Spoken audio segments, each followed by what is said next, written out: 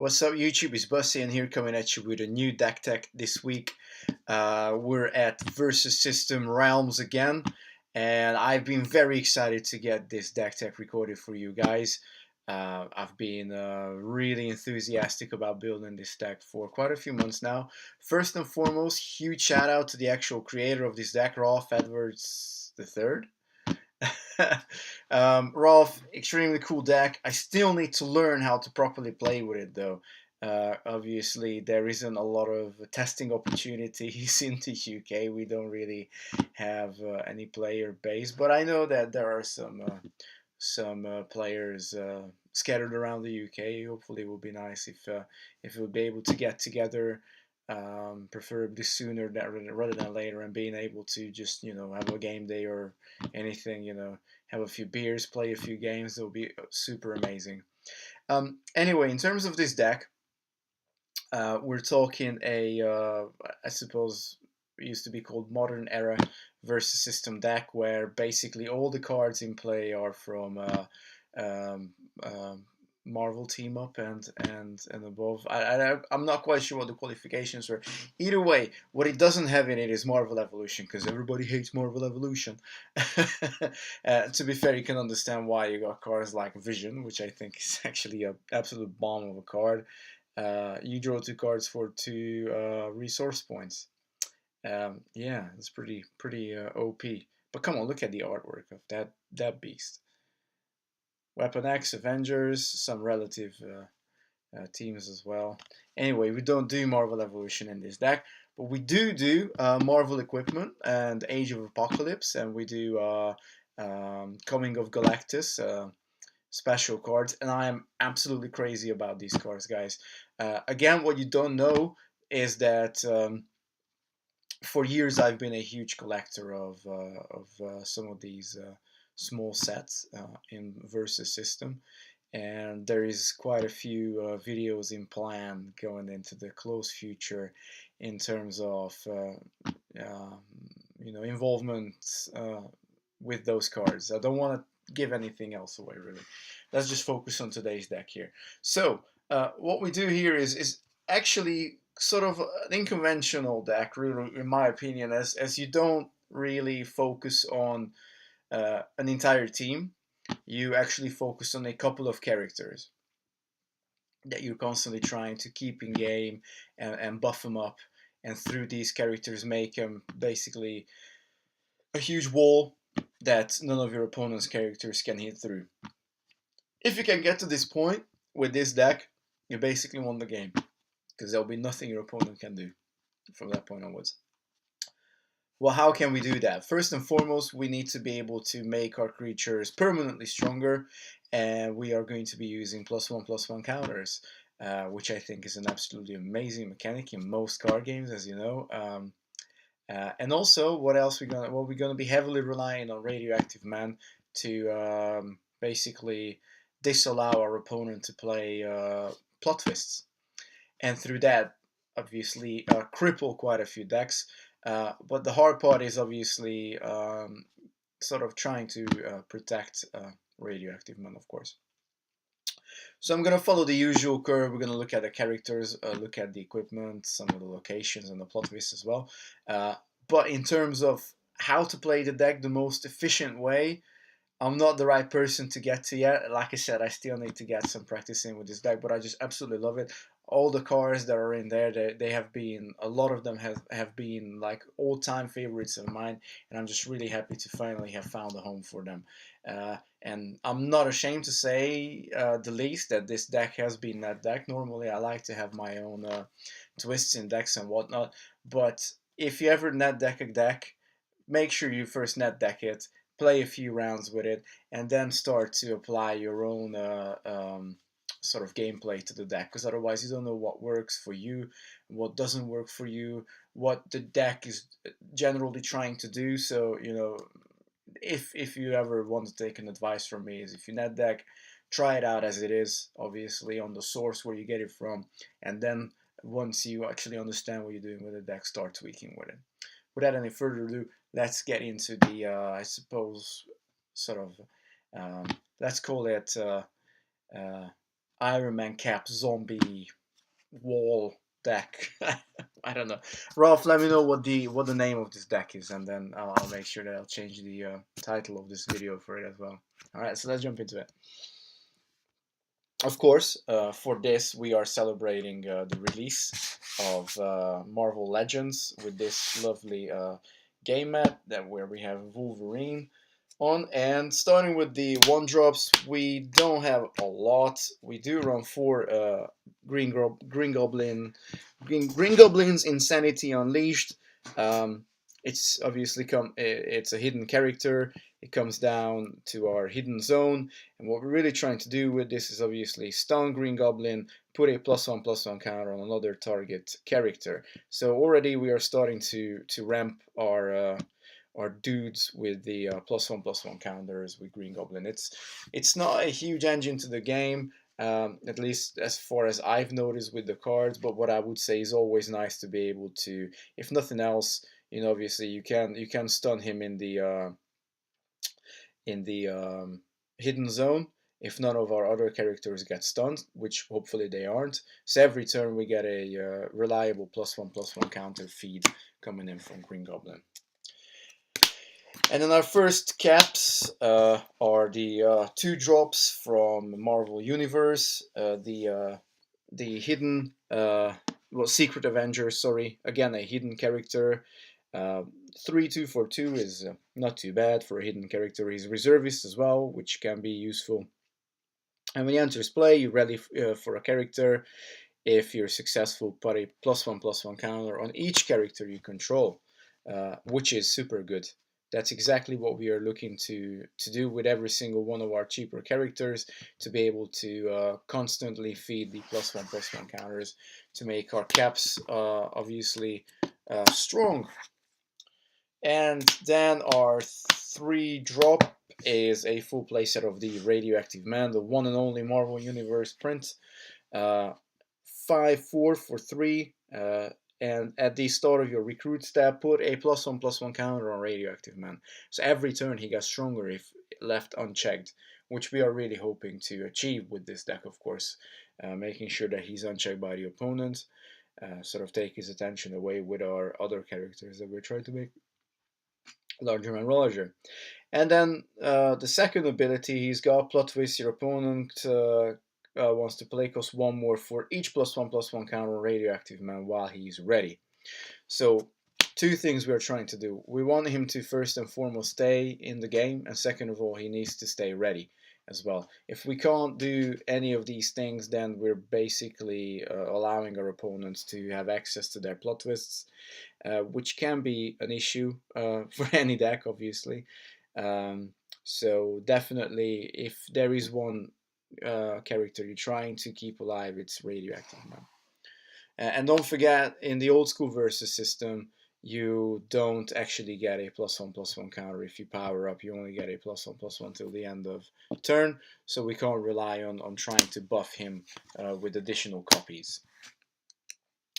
Our main 4-drop is Ironman Mighty Avenger, and I must tell you guys, this has been my favorite card for many, many, many years. I was always looking to find the additional copies that I was looking for. This was the only copy I had up until recently, and I really started to dig into the game and where I can get cards from, and I was lucky enough to get the full playset now. I just absolutely love the artwork. Huge shout out to Michael Golden for this artwork. I think it's super cool. It really hits the uh,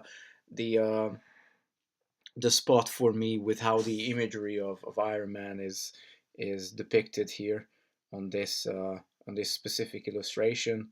Just the shadowing and everything comes through real nice. There's not a lot of emphasis on the background, but by would you have what you're really focusing on is the armor, and it looks absolutely amazing. So it's a 7/7 flight range for 4. He's a leader. Whenever an adjacent character becomes stunned during the combat phase, recover it at the start of the recovery phase, and put a +1/+1 counter on it. So Iron Man is one of our main characters to basically protect the other guys around him. We're trying to have Radioactive Man around him. We're trying to have um, um, Captain America on his other side. So whenever they would get stunned for any reason, we don't have to really worry about them. They can just be then recovered, and of course they grow as well with the additional +1/+1 counter. So super cool card. Is definitely one of the main defensive engines of the deck. And let's not forget that he's a very good attacker as well. I mean, 7/7 for 4. We do get that good stat. We also run one champion license Captain America here in the 4 drop slot. He's an 8/7 with range. He does have loyalty reveal. He's also a leader. You can remove an adjacent defender from this attack, and target non-stunned, non-defending character you control becomes the defender for that specific attack. You can only use it once per turn. Uh, and whenever Captain America becomes stunned, adjacent characters have invulnerability this turn. So what you do with this cap, as per se, is that you ensure that when your opponent, let's say, attacks your radioactive man, because that's going to be their primary target, you basically draw the attack onto Captain America here, potentially even get him stunned. Now, if you have Iron Man here on the side, then you don't have to worry about Cap getting stunned, because you'll be able to recover him with your Iron Man being adjacent. And he's going to grow as well. Plus, on the other hand, he will get stunned, hopefully. If he does get stunned, everybody else gets invulnerability. So from that point on, your opponent has gonna, is going to be really, really struggling to do anything else with you that turn. So it might be worth considering actually running more than one champion license cap here. But for now, I'm following what I've seen in the deck list. So there's only one champion license Captain America here.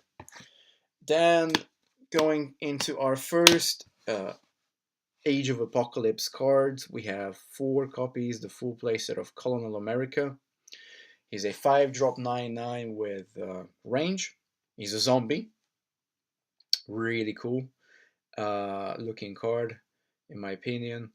We also have Thor there as a zombie. We also have Iron Man up there as a zombie. And the only thing I can assume is that is Ant-Man, maybe? Just looking at those antlers, who could that character be? If you guys have any clue who this character, where my finger is, that this character here, who it could be, just leave a comment below, because I'm trying to figure out who that guy is. So anyway, if you exhaust and KO Colonel America, target attacker or defender can't be stunned this attack. At the start of the recovery phase this turn, return Colonel America from his owner's KO pile to play under your control. Why is this really good? Well, again, we basically save our character by sacrificing Colonel America.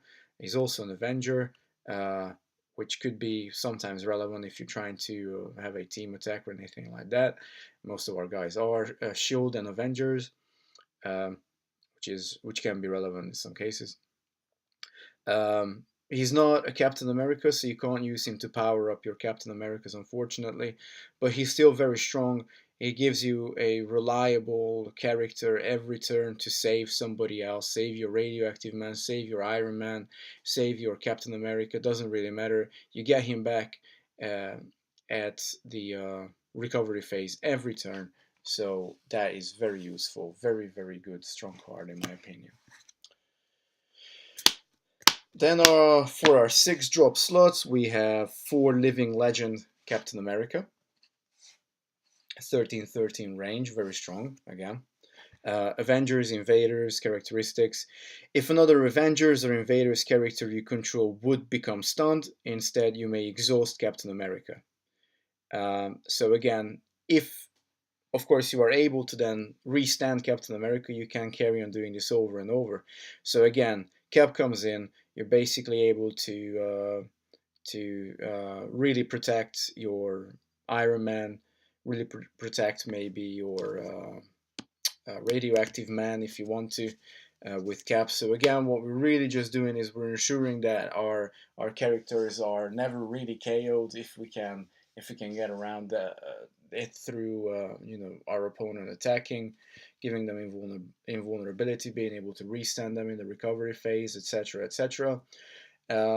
And again, let's not forget he's a 13-13, so he can get some serious damage in if we want to.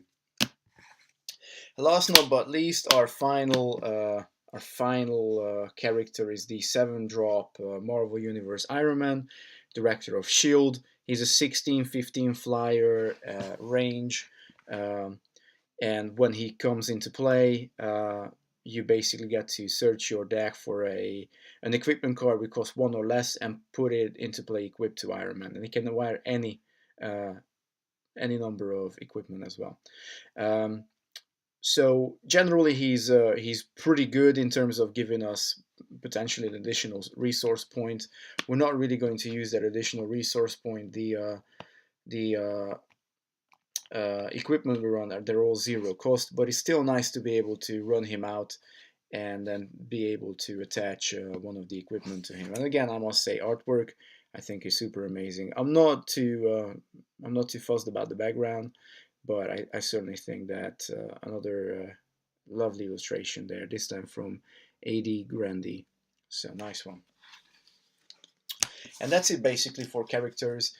All the remainder of the cards, we're just trying to obviously buff these guys and ensure that they are strong enough so they can always stay in game, build a massive wall so our opponent can never get through and start eating away our endurance points.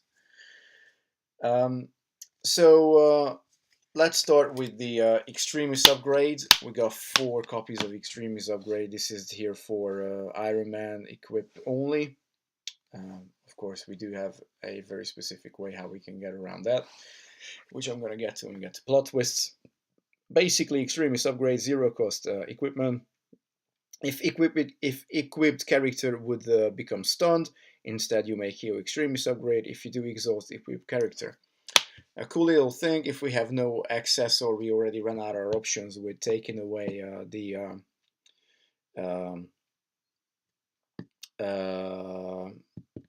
protection from stun through our characters, then we can basically just bring in the ability of the Extremis upgrade, KO it, and save our character. That's exactly what we're looking to do. And we got 3 copies of Captain America's Shield. This is from the Marvel Equipment set. Very rare card to find, in my opinion, certainly in the UK. I've never seen any floating around, so this is obviously from the States. Beautiful looking card. Unique equipment, badge of courage, Captain America's shield. Equip only to Captain America. When equipped character becomes exhausted for the first time each turn, you may ready him. So already you can see what we're trying to do is obviously get our 6-drop cap down. We're able to restand him once with our shield. So already twice we can use his ability to basically, instead of one of our characters becoming stunned, we can just exhaust Cap, and then we can restand him and then use his ability again.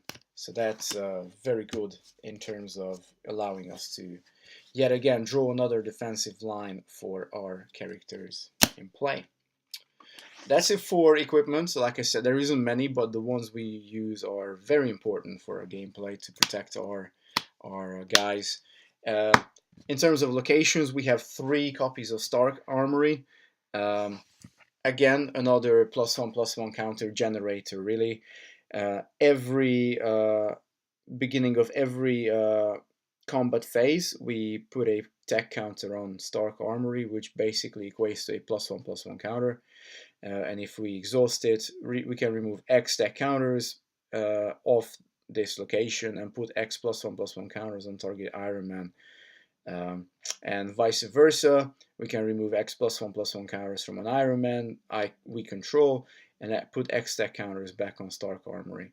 So this is good in a couple of ways. We can either just obviously carry on buffing our 4-drop Iron Man here, or if we decide to play our 7-drop Iron Man, we get all the +1/+1 counters off our 4-drop Iron Man and put them back on our 7-drop Iron Man, effectively reserving all the effort and energy that we put into making our 4-drop Tony grow.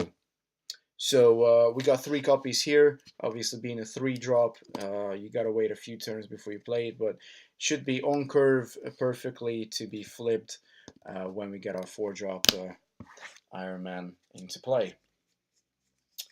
And then down to the plot twists, and we do have quite a few of these, so I'm gonna get into them immediately. We got 4 survival of the fittest. On the surface, first of all, again another Marvel Age of Apocalypse card. I just absolutely adore these cards. Gonna go into these in a lot more detail in another video soon. Basically, it's an ongoing plot twist. At the start of the recovery phase, put a +1/+1 counter on each non-stunned character you control, and then KO all stunned characters you control. True to Apocalypse, everybody who's fit to be fighting should be rewarded for that, and they are with a +1/+1 counter, and the weak ones shall perish. And that's exactly what this card does for us.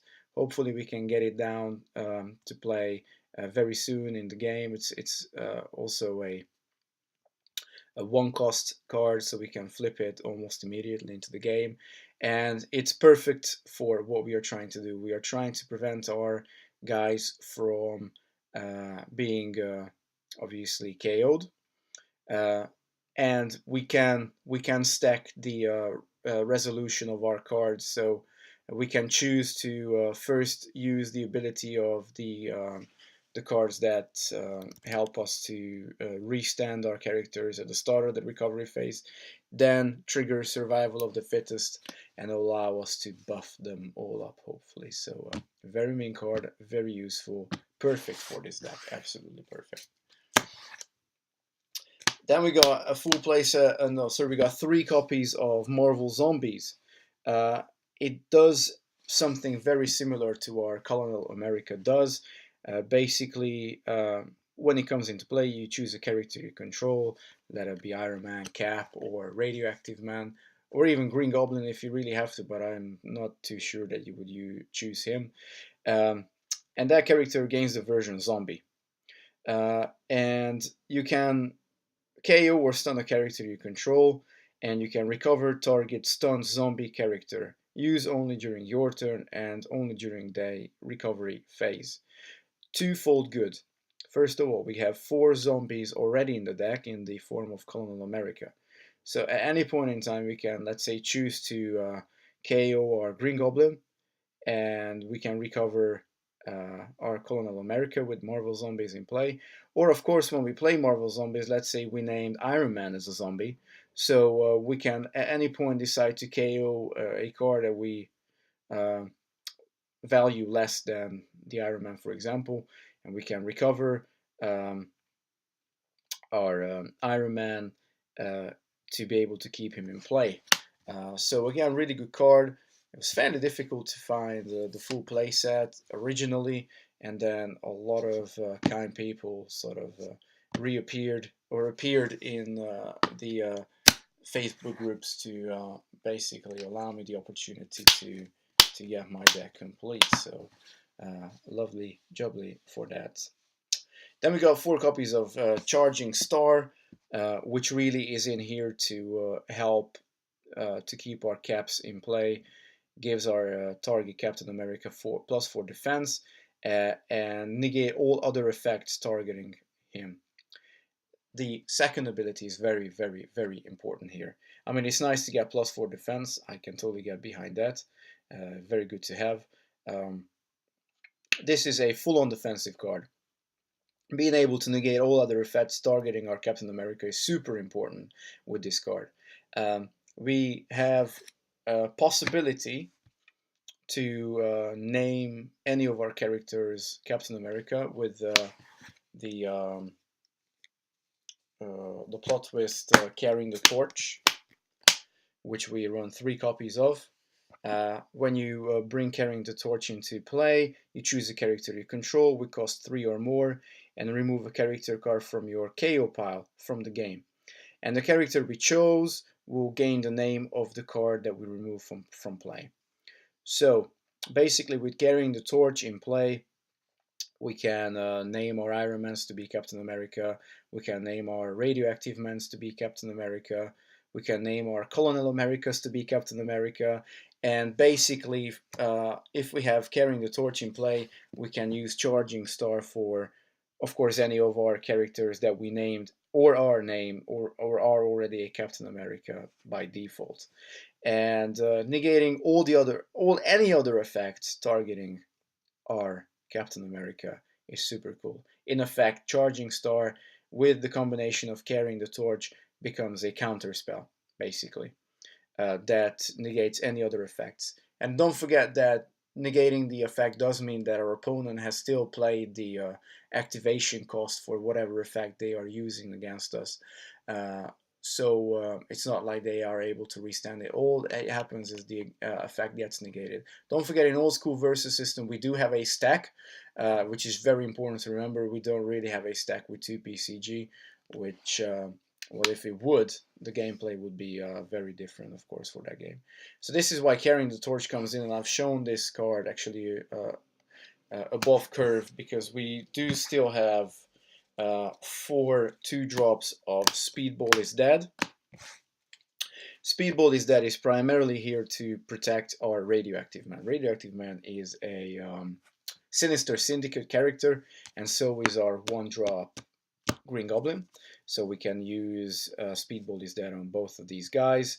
To play, you have to stun a Sinister Syndicate character you control, and at the start of the recovery phase this turn, recover that character and put 2 +1/+1 counters on it. Now imagine if you do this with Radioactive Man. Not only does he get a +1/+1 counter at the start of the recruit step every turn, our recruit step, whenever we have the initiative or our opponent, it always grows. And then with Speedball is Dead, we can just decide to obviously stun him. From that point on, our opponents can't do anything with it unless they have finishing move, which hopefully we are able to prevent if we have Carrying the Torch in play. We have Charging Star to do that. And then start of the recovery phase, he reappears. He gets 2 +1/+1 counters on him. And of course, if we have Survival of the Fittest in play, he will get another +1/+1 counter. At the beginning of the next at the next recruit step, he gets another +1/+1 counter. So immediately we're starting to see the power of these cards, and almost instantly, as soon as we start to chain these cards together, we can grow Radioactive Man to be super big and just completely disallow our opponent to play any sort of plot twists that could help them. And last but not least, we have a bit of a search engine here with 4 copies of Call in a Favor, one of the best cards from the MEX. Is it Heralds of Coming of Galactus exclusive cards? Each player may discard a card. If he does, he may search his deck for a character card that shares an affiliation with that card, reveal it, and put it into his hand. Now, we don't really mind what our opponent is searching for. Hopefully, they sometimes might not have the synergies where they really build around any specific team, although that would be quite um, quite silly. Pretty much every deck sees some synergies at that point. But what we really do care about is being able to basically search for anything in our deck, as long as we have, if we have a if we have a Green Goblin in play, we can search for another Thunderbolts. And I did say Sinister Syndicate previously for Speedball is Dead. Sorry, that was Thunderbolts. I do apologize. That is the Thunderbolt symbol, of course. So if we have Green Goblin in hand, we can sacrifice it for, or we can discard it for Call in a Favor to search our deck for Radioactive Man. If we have a Radioactive Man in hand, he's got Shield as well. Immediately we can search for both of our Iron Mans, because they're both Shield and Avengers. If we have an Avengers card in our hand, like our Colonel America or any of our Captain Americas. We can search for Ironmans. Also, we can search with Radioactive Man for any shield, but we can also do vice versa, getting Green Goblin out. So, super versatile stuff. Really, calling a favor just allows us to basically pick any character out of our deck that we need. Um, Now you might be wondering why we aren't running Avengers Reassemble. We can run Avengers Reassemble, but don't forget we can only use Avengers Reassemble for Avengers cards. And of course, we do have quite a few key cards here that don't necessarily have the Avengers. Primarily our Radioactive Man, of course. Green Goblin isn't that a crucial part of our game plan that we are trying to do, but it could still be a drawback. Plus, that only puts the card on the top of our deck and not into our hand. Um, and Calling a Favor does definitely do that. And of course, the artwork. Oh my dear lord, look at the artwork. I think that Spider-Man is just, it completely catches whatever Spider-Man is about. The whole flavor of the card, Calling a Favor. Look at the flavor text. It is good to keep someone around. What does it say? Sorry, it is good to keep someone around who can call for help if you need it, or for pizza. Um, and I'm certainly a fan of both. Getting help from our friends and getting pizza is always pretty cool. So this is it. This is my new pet deck with versus system.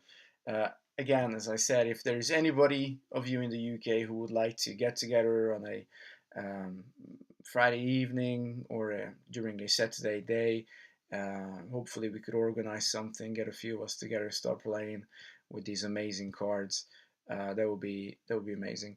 I'm also working on a Sentinels deck. Again, I've been working on that deck for probably at least 4 or 5 years. Should be completed very soon. I mean, I've completed it, but there's a few cards that I had to replace with other ones. They're not exactly what I'm looking to get out of the deck. So I'll be reviewing that as well shortly. But for now, I really hope you enjoyed this deck tag. If you have any comments on this specific deck, if you have any gameplay tips, ideas, I'm looking at you, um, um, creator of the deck. Um, then let me know. Awkward. Um, um, yeah, leave a like. Make sure you subscribe. Comment. Like I said, I always respond, and of course share. Share with everybody who enjoys Versus System. Share with everybody who doesn't know anything about Versus System. Maybe they feel like they want to get into it. And stay tuned for more videos because even though it's summertime, even though it's lovely out there, I still am committed to get the videos out to you guys. So I hope you enjoyed it. But for now, peace out, YouTube.